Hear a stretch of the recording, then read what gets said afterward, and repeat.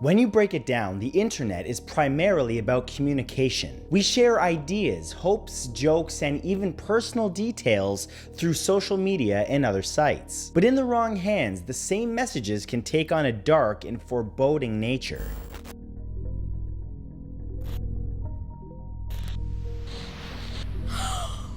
Here are the 10 creepiest online conversations. Number 10 is the Intern.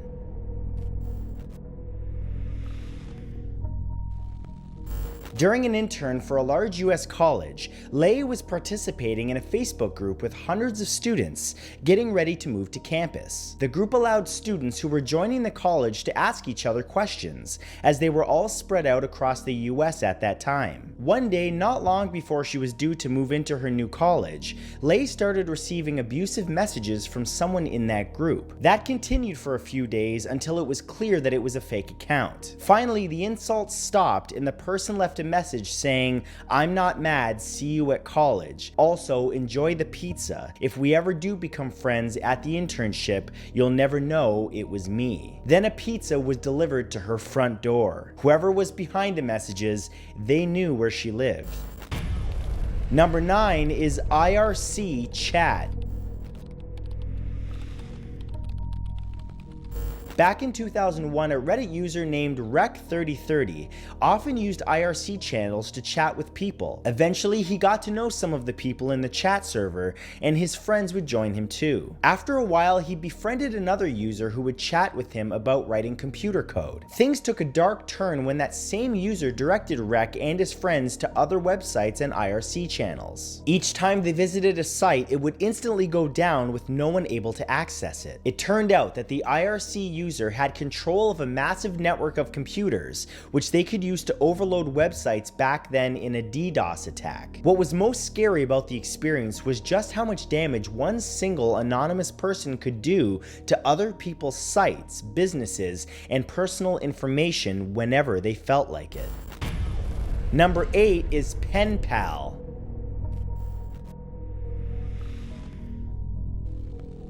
When a Reddit user by the name of Chick was in school, she used an old messaging app to chat with her friends. One day she received a chat request from another account. Curious, she accepted. The user claimed to be a counseling bot there for people Chick's age to share their problems. Needless to say, Chick was naive at that age and obliged. Around the same time, Chick was forwarded an email by a friend. The email was from another girl her age who wanted to be a pen pal. They exchanged emails and became good friends, and soon Chick realized something was very strange. People at her school were laughing at her. They seemed to know deep personal information about her. That was when she finally realized that her friend had been gathering information about her through the fake pen pal and chatbot, then sharing her deepest secrets with everyone that she knew.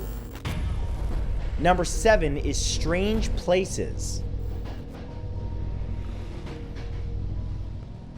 The internet is filled with strange places, websites which cater to all manners of interests, some bizarre, some twisted. In one user's experience, this resulted in conversations with a very weird group of people. The user, known as Tahan, was browsing the dark web when he inadvertently entered a forum. It seemed like any other forum, but then Tahan discovered some unsettling conversations there. The forum was for people traveling on trains. They would record the automated messages which played over each train speaker system, usually just telling people where the next stop was. The conversations about this strange hobby were in depth and confused Tahan. There seemed to be more to it. It appeared that they were not what they seemed, and the strange recordings and conversations were really code for something much darker.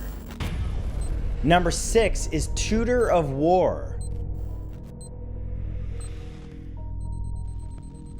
There are many places around the world where war has ravaged the lives of millions of people. Some of those people still have access to the internet and try as best they can to have ordinary lives. In one unsettling conversation, a tutor living in the Middle East was helping someone in America to learn how to speak a foreign language. The lessons were going well, but the tutor mentioned one day that there was a lot of fighting happening nearby where he lived, and even explosions, which he thought were bombs going off. During the lesson, the conversation ended ended suddenly. It was as if the tutor had been wiped off the face of the earth, caught up in the conflict around him. To this day, no one knows what happened to him or if he survived the ordeal.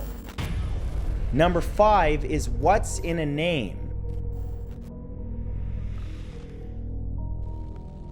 Dating apps and websites allow people to cut through the difficulty of meeting others that they share interests with. However, in some instances, online conversations with potential partners can take a decidedly darker turn. Take the story of Keb. She was living in New York at the time but had befriended a guy who lived in Florida. They chatted and got on well. However, Keb had just gotten out of a long-term relationship, and so she wasn't interested in committing to anyone at that time. One day during a conversation with her new friend in Florida, he asked her if she would be his girlfriend. When she politely declined, the man became aggressive. He sent numerous creepy messages and then sent a single image which chilled Keb to the bone. It was a picture on a piece of paper. On it, the man had written her name, not in ink, but in his own blood.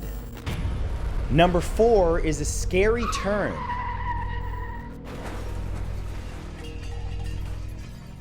Freelancers do most of their business online. They find clients and do gigs for an expected return. In the case of one artist, they got more than they bargained for. This anonymous user was part of the furry community and had made considerable amounts of money doing commissioned drawings for some of its members. After befriending one of those members, a user named White Wolfie, the artist was commissioned to do a drawing. After sending it, they received no payment. White Wolfie had just stopped responding to any messages, and it appeared that he had taken the artist's work and decided not to pay. Months passed, and the artist decided to message White Wolfie one last time. However, this time the artist did receive an answer. It was from White Wolfie's girlfriend, and she informed him that her husband had died in an accident. Number 3 is you never know them.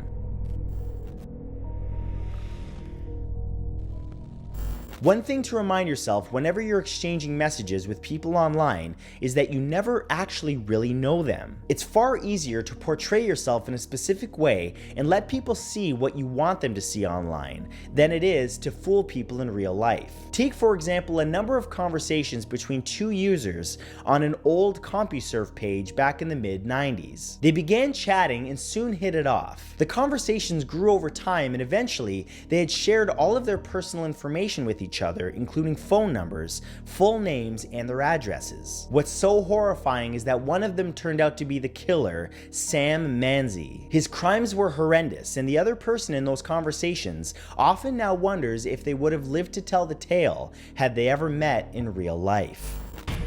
Number 2 is who was he?